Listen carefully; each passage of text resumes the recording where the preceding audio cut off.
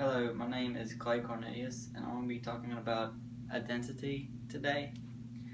I believe many people identify themselves as many different things in life, things that class them as different things in life.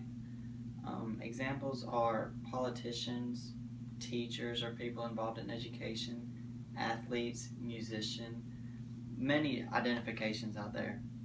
I'm going to be talking about two things that people would identify me as, and then something that I identify myself as. So I have three objects here that I would say identifies me. One being my guitar, one my horse's reins, and lastly my Bible. I would say my guitar identifies me because it shows that I have self-accomplishment, um, the willing to set goals and achieve them for myself, and just being self-taught. Because as many musicians know, um, you get lessons as a beginner, but as you advance, you pretty much teach yourself the chords you need to know. So I would identify myself as someone who sets goals and achieves them for themselves. Secondly, I would use my horse's reins, mainly because I couldn't get my horse in here to show you, so I had to use her reins. I would say this identifies me as someone who is responsible and someone who can take care of something that needs so much attention, something that can teach something so big and wild at first. So I would use this to identify me as responsible or a caretaker.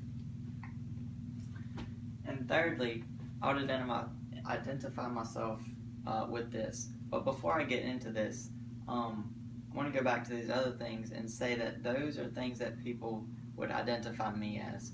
Because if I'm on stage or playing for people, they would see me as a musician or someone who has disciplined themselves to teach themselves to this certain level to actually play on stage. So that's what they would look at me as. In a rodeo arena or a rodeo pen, they would identify me as a horse owner or a cowboy or someone who is responsible enough to take care of a horse, an animal so large that needs so much attention. So that's what they would see me as.